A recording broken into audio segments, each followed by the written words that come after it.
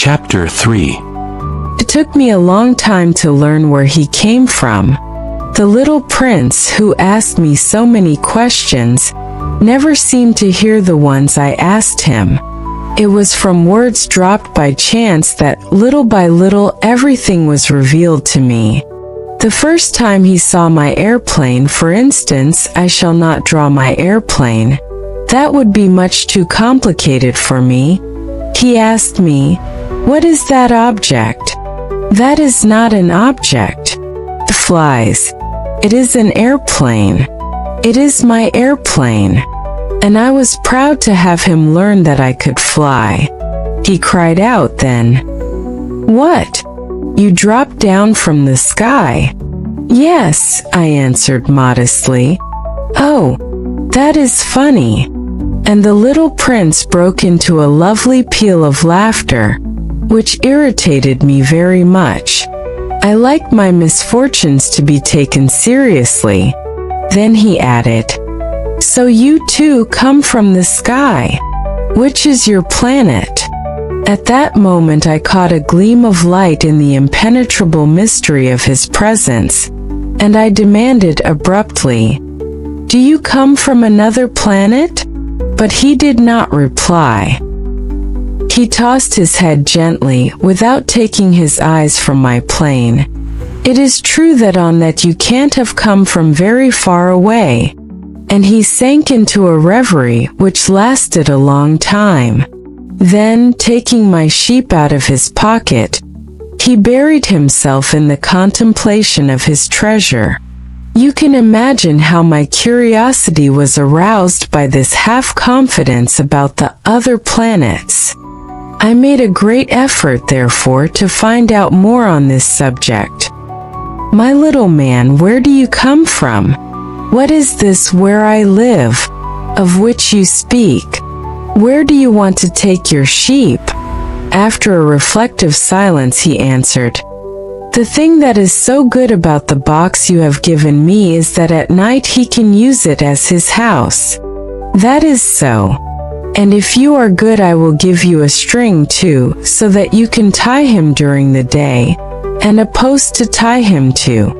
But the little prince seemed shocked by this offer. "Tie him? What a queer idea! But if you don't tie him," I said, "he will wander off somewhere and get lost." My friend broke into another peal of laughter.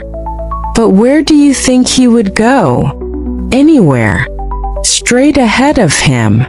Then the little prince said earnestly, "That doesn't matter. Where I live, everything is so small." And with perhaps a hint of sadness he added, "Straight ahead of him, nobody can go very far." Chapter 4. I had thus learned a second fact of great importance. This was that the planet the little prince came from was scarcely any larger than a house. But that did not really surprise me much.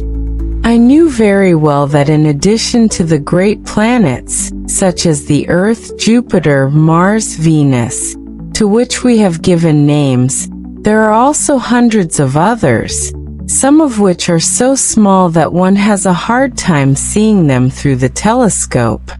When an astronomer discovers one of these, he does not give it a name, but only a number. He might call it, for example, Asteroid 325.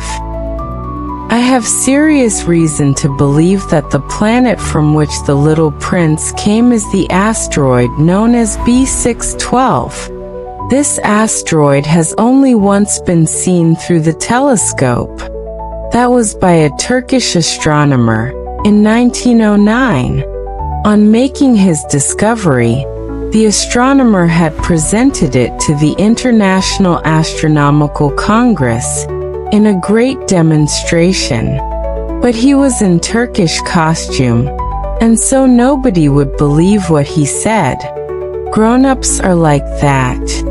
Fortunately, however, for the reputation of asteroid B612, a Turkish dictator made a law that his subjects, under pain of death, should change to European costume.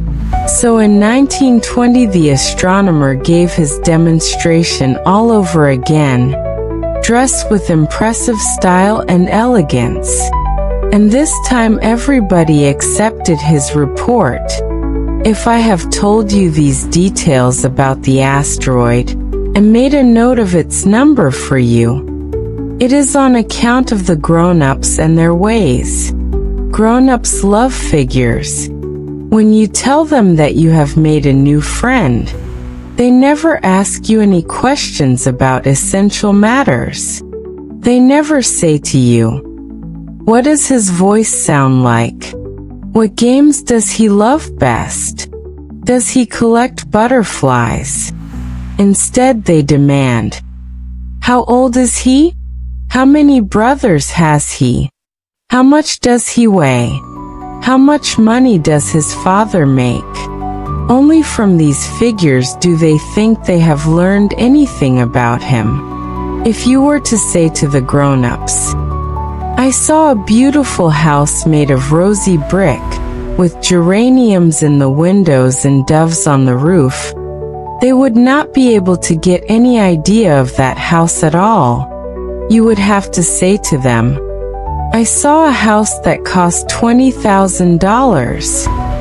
Then they would exclaim, "Oh, what a pretty house that is." Just so, you might say to them, "The proof that the little prince existed is that he was charming, that he laughed, and that he was looking for a sheep. If anybody wants a sheep, that is a proof that he exists." And what good would it do to tell them that? They would shrug their shoulders and treat you like a child. But if you said to them, "The planet he came from is asteroid B612, then they would be convinced and leave you in peace from their questions. They are like that. One must not hold it against them. Children should always show great forbearance toward grown-up people. But certainly, for us who understand life, figures are a matter of indifference. I should have liked to begin this story in the fashion of the fairy tales. I should have liked to say, "Once upon a time there was a little prince who lived on a planet that was scarcely any bigger than himself, and who had need of a sheep." To those who understand life, that would have given a much greater air of truth to my story. For I do not want anyone to read my book carelessly. I have suffered too much grief in setting down these memories. 6 years have already passed since my friend went away from me, with his sheep. If I try to describe him here, it is to make sure that I shall not forget him. To forget a friend is sad. Not everyone has had a friend. And if I forget him, I may become like the grown-ups who are no longer interested in anything but figures. It is for that purpose, again, that I have bought a box of paints and some pencils. It is hard to take up drawing again at my age, when I have never made any pictures except those of the boa constrictor from the outside, and the boa constrictor from the inside, since I was 6. I shall certainly try to make my portraits as true to life as possible, but I am not at all sure of success. One drawing goes along all right, and another has no resemblance to its subject. I make some errors, too, in the little prince's height. In one place he is too tall and in another too short.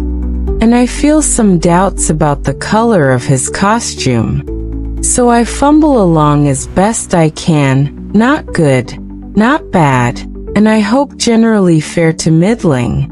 In certain more important details I shall make mistakes, also. But that is something that will not be my fault. My friend never explained anything to me. He thought, perhaps, that I was like himself. But I, alas, do not know how to see sheep through the walls of boxes. Perhaps I am a little like the grown-ups. I have had to grow old. Chapter 5. As each day passed, I would learn, in our talk, something about the little prince's planet, his departure from it, his journey. The information would come very slowly, as it might chance to fall from his thoughts. It was in this way that I heard, on the third day, about the catastrophe of the baobabs. This time, once more, I had the sheep to thank for it. For the little prince asked me abruptly, as if seized by a grave doubt, "It is true, isn't it, that sheep eat little bushes?" "Yes, that is true." "Ah, I am glad." I did not understand why it was so important that sheep should eat little bushes. But the little prince added, "Then it follows that they also eat baobabs?"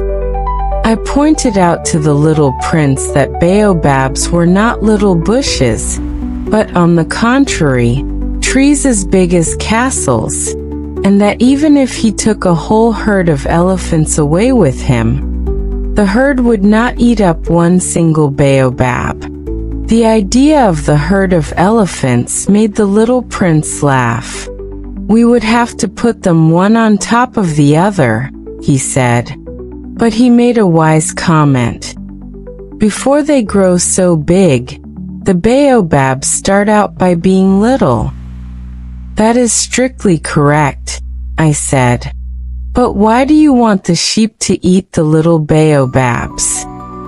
He answered me at once, "Oh, come, come," as if he were speaking of something that was self-evident. And I was obliged to make a great mental effort to solve this problem, without any assistance. Indeed, as I learned, there were on the planet where the little prince lived, as on all planets, good plants and bad plants. In consequence, there were good seeds from good plants, and bad seeds from bad plants. But seeds are invisible. They sleep deep in the heart of the earth's darkness, until someone among them is seized with the desire to awaken. Then this little seed will stretch itself and begin, timidly at first, to push a charming little sprig inoffensively upward toward the sun. If it is only a sprout of radish or the sprig of a rosebush, one would let it grow wherever it might wish. But when it is a bad plant, one must destroy it as soon as possible, the very first instant that one recognizes it. Now there were some terrible seeds on the planet that was the home of the little prince, and these were the seeds of the baobab. The soil of that planet was infested with them. A baobab is something you will never be able to get rid of if you attend to it too late. It spreads over the entire planet. It bores clear through it with its roots. And if the planet is too small, and the baobabs are too many, they split it in pieces. It is a question of discipline, the little prince said to me later on. When you've finished your own toilet in the morning, then it is time to attend to the toilet of your planet, just so, with the greatest care. You must see to it that you pull up regularly all the baobabs, at the very first moment when they can be distinguished from the rose bushes which they resemble so closely in their earliest youth. It is very tedious work, the little prince added, but very easy. And one day he said to me, "You ought to make a beautiful drawing, so that the children where you live can see exactly how all this is. That would be very useful to them if they were to travel someday.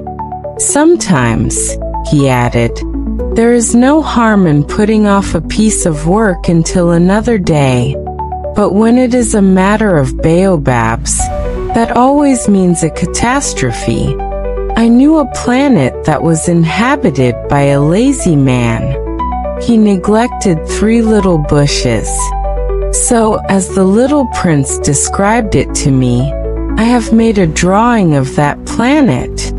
I do not much like to take the tone of a moralist, but the danger of the baobabs is so little understood, and such considerable risks would be run by anyone who might get lost on an asteroid, that for once I am breaking through my reserve.